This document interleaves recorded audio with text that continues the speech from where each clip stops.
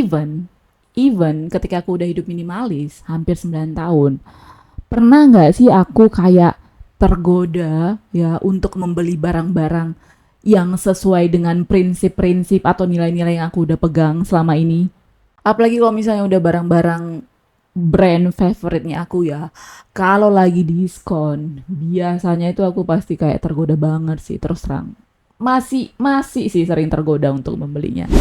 Tapi betul nggak sih Kak, udah hampir 9 tahun hidup minimalis and frugal, masih tergoda nggak sih beli barang-barang kayak gitu, barang-barang promo, barang-barang diskon? Hmm. Oke, aku akan ngaku semua dosa-dosanya aku.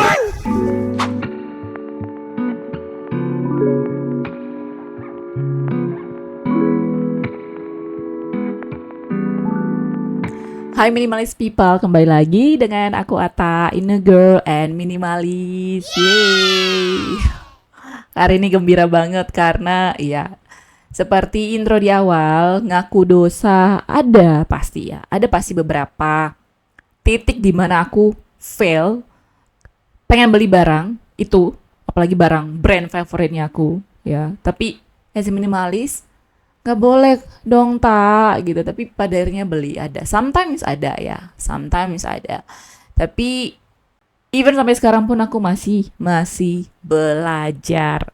Pernah fail pasti, tapi ya itu harus betul-betul strike sama diri sendiri. Kalau kalian lihat beberapa video aku ya, aku tuh punya kuota baju kan cuma 35, dan aku harus ngakuin salah. Salahnya kenapa? Karena sekarang aku udah punya baju 42 baju. Kenapa? Karena kemarin aku ada di endorse beberapa brand, dan ada juga karena aku dihibahkan beberapa baju oleh teman. Dan biasanya kalau Desember ya, aku tuh wajib declutter tahunan, deep declutter. Jadi itu aku akan membongkar semua ya, dari lemari lah, pernak-pernik yang lain lah, dapur segala macam itu akan bongkar, terus aku akan declutter. Walaupun ya beberapa kali fail, tapi aku udah punya 5 prinsip ketika aku pengen beli barang, especially itu brand favoritnya aku, apalagi Desember. Watch out girls, Desember itu banyak sekali promo-promo barang-barang, produk-produk di akhir tahun, dan pastinya menggiurkan banget. Jadi satu hal yang pasti itu kan harus nunggu dulu. Ini udah pada lihat ya, pasti udah pada lihat nih promo-promo, diskon-diskon yang ada online. Even kalau misalkan ke mall, pasti ngelihat ada beberapa banyak promo yang ada. Pasti udah mantepin hati nih, nanti kalau udah gajian harus beli itu barang.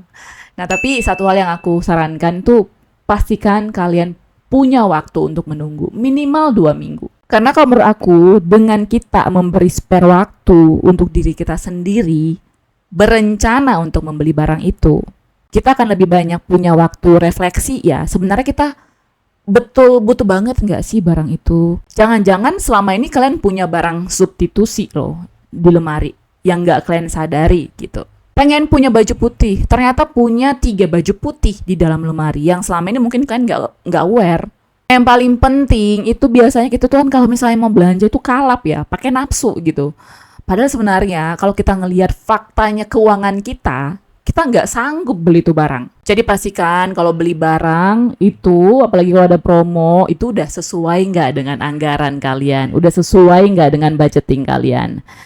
Jadi kalau misalnya kita mau memberikan waktu untuk menunda kita membeli suatu barang, itu sebenarnya salah satu cara kita untuk memberi waktu buat emosi kita ya, buat kekalapan kita. Karena kalau misalnya kita pertama kali ngelihat suatu barang yang menarik perhatian kita, itu biasanya ada lonjakan emosi di sana.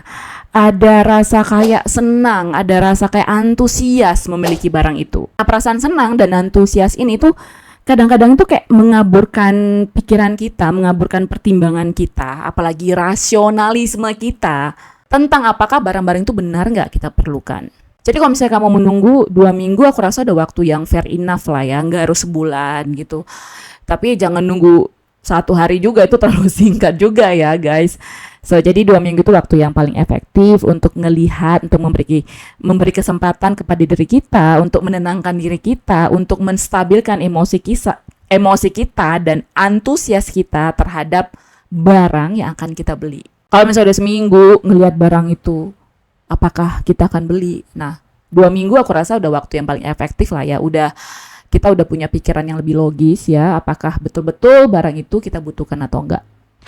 Nah, yang kedua itu buat list pro dan kontra. Aduh, beribet banget ya kalau misalnya kita mau beli barang aja harus buat list pro dan kontra gitu. Jelimet banget ya, tapi ya memang harus begitu guys. Sebagai orang yang minimalis, sebagai orang yang frugal minimalis. Makanya kan banyak tuh ya, banyak banget nih komen-komen dari kalian. Kak, aku tuh udah berusaha belajar Kak untuk supaya aku tuh ngurangi budget belanja aku, supaya aku itu nggak melakukan impulsive buying. Tapi kenapa kok nggak bisa ya Kak? Gimana mau mengurangi habitnya itu? Membuat pro kontra listnya aja itu kalian susah banget gitu ya. Nah, mulai dari latihan kecil buat list minimal 5 ya. Jadi kalian mau beli barang itu. Kalau beli barang itu apa sih benefitnya? Terus kalau misalnya beli barang itu apa sih unbenefitnya sama kita? Jadi nggak pakai alasan lagi. Kalau misalnya kalian nggak bisa mengurangi habit, budget belanja. Jadi nggak ada alasan lagi ketika kalian nggak bisa mengurangi habit belanja kalian. Kalau membuat list pro kontranya aja kalian nggak bisa. Padahal kan cuman butuh waktu berapa menit ya? 5 menit mungkin 10 menit. Jadi kuncinya itu adalah practice, and practice. Ya. Yang ketiga itu adalah buat financial goals-nya kamu. Kalau misalnya kita udah tahu nih tujuan finansial kita seperti ini. Contoh nih, tahun depan kita pengen beli kendaraan bermotor, sepeda motor.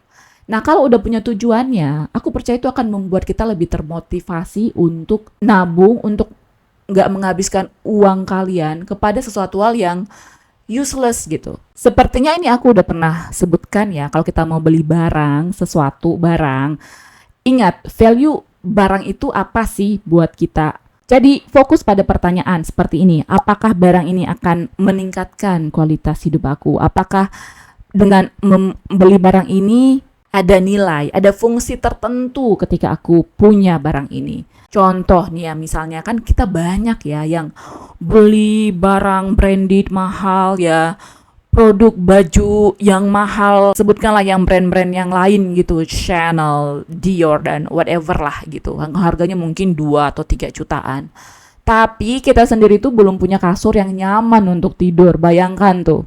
Apa gunanya kita punya baju yang mahal, tapi kalau kita tidur mungkin di kasur yang keras, yang ya balik lagi sih ya, kalau menurut aku ini based on my value, lebih bagus aku punya kasur yang agak lebih mahal karena akan memberikan kualitas tidur yang baik, aku jadi lebih sehat, aku akan lebih nyaman ketika tidur, ketimbang aku harus membeli baju ya yang 3 atau 4 juta. For what? Jadi intinya kalau kita mau membeli barang itu, pastikan barang itu akan memberikan kebahagiaan, akan memberikan kualitas, akan memberikan kenyamanan jangka panjang buat kita. Yang kelima itu, kalau mau beli barang itu jangan salah fokus. Ya guys. Oke, aku akan buat analogi seperti ini. Coba tutup mata kalian. Oke, tutup mata kalian. Terus aku bilang, ya tutup mata kalian. Tutup matanya, oke, tutup matanya sekarang, jangan terbuka sedikit pun. And then, jangan pikirkan angka 0. Oke, sekali lagi aku sebutkan, jangan pikirkan angka 0. Kan udah dibilang, jangan pikirkan angka 0. Tuh, kan? Masih pikirin angka 0. Oke, sekarang buka matanya. Nah, kira-kira tadi ada yang mikirin nggak angka 0? Ada. Pasti semuanya mikirin angka 0. Karena apa? Karena dari tadi tuh aku sebutin angka 0.